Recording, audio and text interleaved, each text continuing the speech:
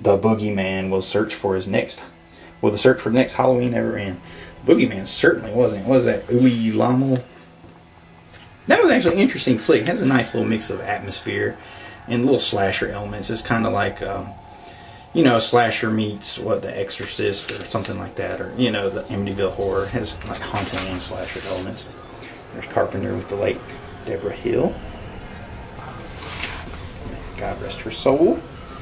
There we go. The man, Kurt Russell, as Snake Plissken, heroic desperado of Carpenter's escape. This looks like a really cool article, but I cannot sit here and read the entire thing to you. There's Cronenberg again. Angus Grimm, known to his fans as the Godfather of Scowl. There we go, scene from Escape from New York, with a good old snake encountering the Duke of New York. Now there's Sean Cunningham on the set of Friday 13th, returning from a dip in Blood Beach. The caption reads, "She might should have washed when she got out of there." The Telling of Tomorrow. I talked with Theodore Sturgeon about some of television's most memorable moments. Oh, that's another. Sounds like a good one there. Lon Chaney Jr. in The Tales of Tomorrow, Frankenstein, broadcast January 1952. Okay, I'm going to run out of time if I keep reading these to you, so I'm sorry. We're just going to flip through them really quick. Ah, Land of the Lost. Now The Invaders.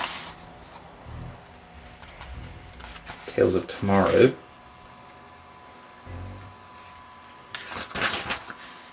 Oh, here we go.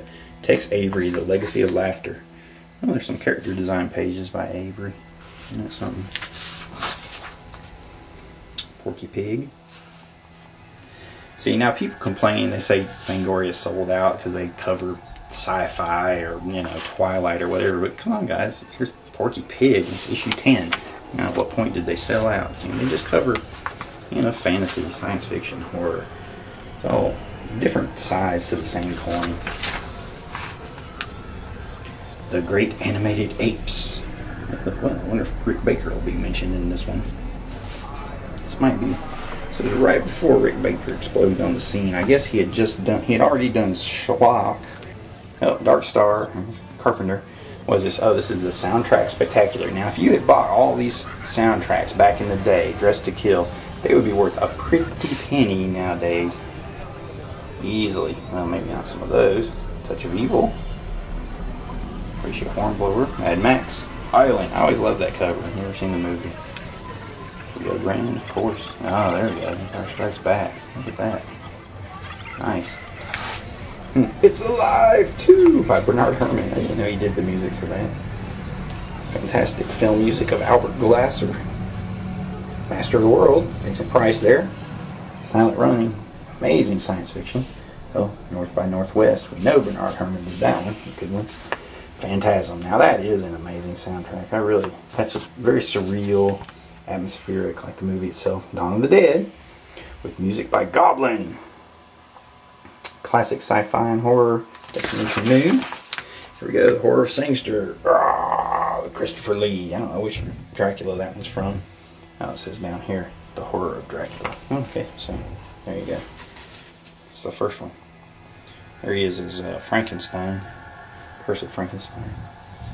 That's The Crawling Eye. Oh, that's old Darth Vader, David Prowse there. From The Horror of Frankenstein. Jack the Ripper. Closer look at the Hammer Sangster Ripper. The Nanny. Betty Davis and Anniversary. Or The Anniversary, excuse me. There's nothing wrong with your television. Leslie Stevens on The Outer Limits, Part 2. Alright, well there you go.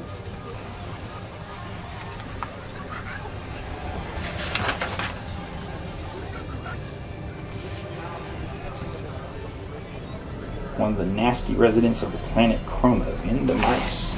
Here we go, Starlog Training Post. Special offer on 3 sci-fi classics. Conan and what? And the Surgeon? No, Conan and the Sorcerer. Didn't know that was a sci-fi classic. Harry Nevin. Janissaries. Not familiar with those. Oh, Moonraker. Wow. What a wacky Bond film it was. Still had Jaws in it, which was pretty cool. Oh, there we go. There's the man, Christopher Reeve. Rocky 2, Adrian. Here's the rest of that Scanners article. There's Cronenberg on the set.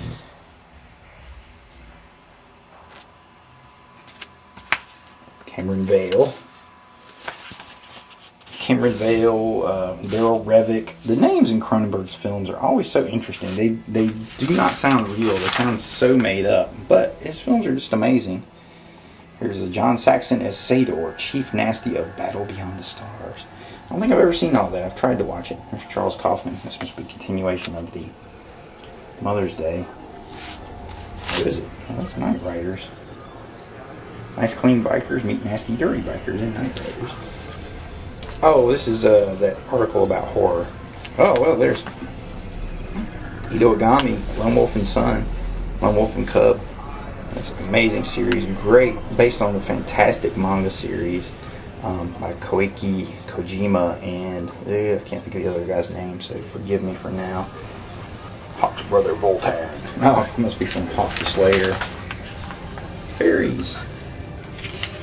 There's ads for the back issues of Fangoria.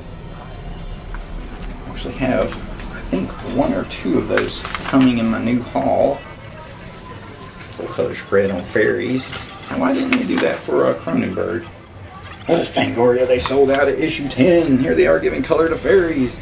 I can see the fan rant now. Bad they didn't have message boards back then. I think horror fandom would be dead by now. It would have been imploded upon itself. The cracked suit as it appears in the film. Dick Smith's makeup for Altered States. Continuation of Mother's Day. There's Count Fangor. Okay, I've never seen that before. Starlog Watch. Movies. The Monster Invasion. Lots of nasty little living things were waiting in those eggs. Just obviously ripped that off from the seminal scene in Alien. New Year's Evil, Shogun Assassin, oh there we go, which is the bastardized American version of the first 2 films of the Japanese series. I can't remember the name of it, the name of the 2 of them. I think the second one is Lightning Swords of Death, and the first one is just Lone Wolf and Cub. A lot of people hate on Shogun Assassin. It basically takes out a lot of the story elements of the first 2 Japanese films and just kind of crams all the action sequences together, but I guess that's why I dig it. It's just, it's just fun, awesome, crazy action. The Evil Forces. Original character designs for the nasty villains of the Demon Stone by the Brothers Hildebrand. Really neat. Oh, there we go, talking about the Swamp Thing. Under development by Avco Embassy. Well, we all know how that turned out, and unfortunately, the movie came about before Alan Moore basically reinvented or reimagined the series and took it to all new levels of horror. He brought so much atmosphere and psychological horror to it, and mysticism and occultism and all these things, and it just made it unbelievable. It would be great if somebody actually tried to adapt some of the Moore stories. Oh, there's a great shot from John Borman's Excalibur. That's the son there. What's his name? Mordred, yes. It's right there if I can read it. The Final Conflict. Omen Part 3 with our good buddy Sam Neill, who was recently in Daybreakers. That's where he got his first evil turn as Damien, Lord of the Nasties. Now, Omen 3 is not bad, Oh, look, they have a comics corner. Talking about the X-Men. That's actually the classic run of the X-Men. This is probably where a lot of... If it wasn't for this series, we wouldn't have comics today as they are. This series really helped introduce a lot of adult themes and brought realism into those full-color worlds where, before the X-Men, before Spider-Man really, that was Marvel's big thing, was giving superheroes, ordinary problems. They had bills that they had to pay and whatnot. But the X-Men were real outcasts. Spider-Man could always take off his mask and go work and, go visit Aunt May and, flirt with the chick at the Daily Bugle. But the X-Men, they were mutated, they were ugly, they were outcasts. No matter what they did, they were shunned by society. much like the rest of us horror fans. But yeah, it's neither here nor there. Scanners t-shirt contest. Oh, sweet. Now, if only you had entered that back then and still had your shirt, sell it for $100 on eBay. Bela. Christopher Lee. And ta-da! There we go. Back where we began. Alright guys, the video ran long, so I'm going to have to chop it down into pieces, but hopefully you enjoyed exploring, rediscovering Fangoria number 10 with Streebo. I hope you enjoyed it. If it bored you, I'm sorry. It's my first one. I'm just taking it off the cuff. But I took you page by page through the issue with me. And thanks for watching. Keep checking back on mutantville.com, and I will bring you another Fangoria unboxing as soon as my next big package gets here. Take care. Peace.